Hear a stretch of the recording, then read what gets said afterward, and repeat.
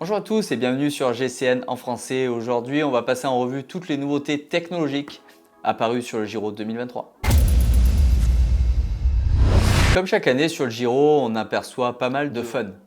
Lancé par les équipes, ça a été lancé il y a quelques années avec Education First. C'était lancé dans une collab à base de rose et de fluo avec Palace. Cette année, ils sont plus soft, mais ils sont quand même encore pas mal tape à l'œil. Ils nous ont sorti une peinture avec Lab 71, un peu do it yourself, comme s'ils avaient repeint leur vélo et ensuite poncé. Donc ça en fait des vélos personnalisés pour chaque coureur. Ça doit être assez technique. On aime, on n'aime pas, mais dans tous les cas, ça choque comme chaque année. Et au niveau des kits, ils utilisent des kits Rapha en multicolore, toujours du plus bel effet ou pas.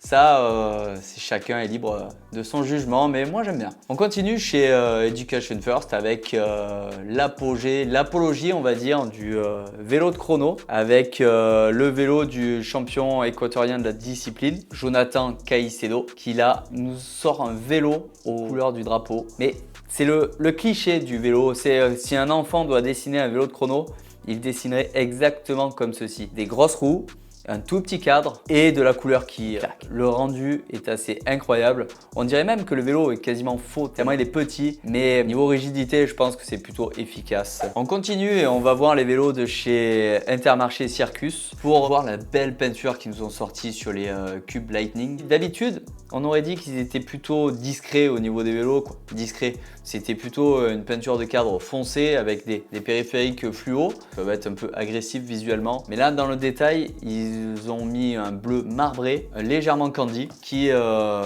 assez incroyable de près. Ça fait un peu penser au vélo au Willier de chez Astana. Mais c'est vraiment le plus bel effet, sans être trop voyant non plus. Donc c'est intéressant de voir que les marques se lâchent de plus en plus sur les peintures perso, hein, clairement. Donc ça fait plaisir de voir cette évolution. Toujours chez Intermarché, on peut voir qu'ils utilisent des roues spéciales où la valve est directement à l'intérieur, intégrée à l'intérieur du cercle. C'est pas très pratique pour gonfler, clairement, parce qu'il faut un adaptateur. Mais par contre, au niveau aéro, on est encore sur des gains marginaux. Si on y réfléchit, c'est assez logique d'avoir des rayons plats ou double butade très affiné et ne pas avoir la valve qui vient perturber le flux d'air.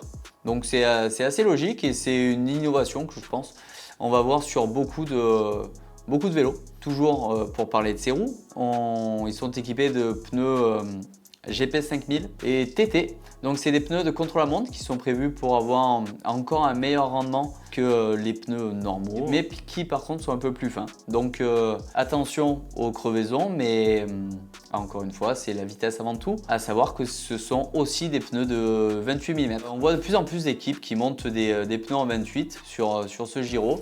Est-ce que le rendement du 25 ou même du 23 est complètement oublié? Est-ce que les cyclistes veulent un peu plus de confort? On ne sait pas vraiment quelle est la raison, mais les études doivent prouver qu'on va plus vite finalement avec des 28 qu'avec les plus petits pneus utilisés dans le passé. Donc encore une évolution qui va, en plus de la performance, se rajoute certainement du confort. Donc c'est intéressant à voir sur ce Giro. On continue avec le vélo de Bob Jungels de la Bora Hansgrohe où avec les nouvelles législations au niveau mesure des vélos de chrono, Bob a pu monter un poste de pilotage encore plus relevé et complètement moulé à ses avant-bras, qui fait que il améliore encore son coefficient aéro. C'est assez impressionnant à voir. La compétition vélo sert à ça, à voir des innovations incroyables.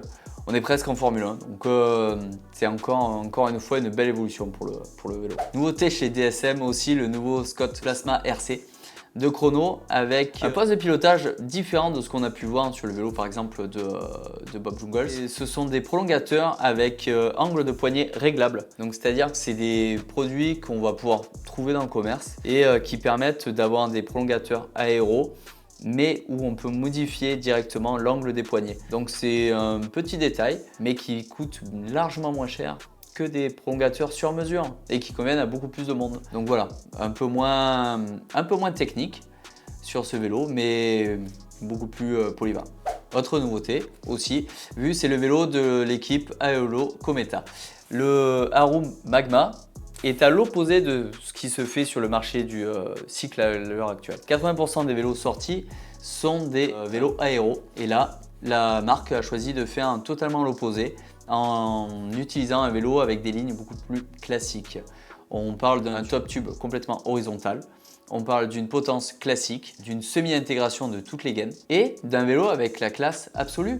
On est sur des lignes très simples, une peinture sobre, des grosses roues. C'est le vélo, ça pourrait être un vélo anglais. C'est le vélo qui plaît à tout le monde et qui visiblement fonctionne très bien à voir les résultats en cette première semaine du Giro. Toujours en peinture personnalisée, sur ce Giro, on peut partir chez l'équipe Barian Victorious avec le vélo de Yukiya Arashiro, qui se fait plaisir au niveau du vélo avec une peinture avec le drapeau japonais et même des inscriptions sur le top tube Go Yuki Go. De quoi se motiver quand il sera en plein Stelvio. Pour finir en beauté, on va pas parler d'un vélo très fun, mais on va parler d'un vélo rapide.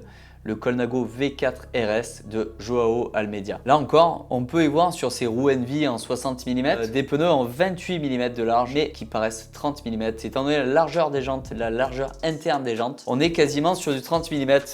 Donc c'est quand même assez incroyable de voir l'évolution sur les vélos des pros de la largeur des pneus le week-end quand on va rouler avec des groupes de cyclistes classiques. 80% sont 25 mm maximum et là on voit que sur le Giro d'Italie 80% des vélos sont en 28. Donc les mentalités changent, les évolutions techniques aussi. On peut dire que 28 c'est le nouveau 25. Voilà, c'était notre point sur les innovations techniques de ce Giro d'Italie. C'est toujours intéressant le Giro d'Italie. Les marques ont beaucoup plus de liberté que sur le Tour de France par exemple. Donc n'hésitez pas à nous mettre en commentaire si vous avez vu d'autres nouveautés qui nous ont peut-être échappé. On regardera tout ça. Allez, ciao, bye bye.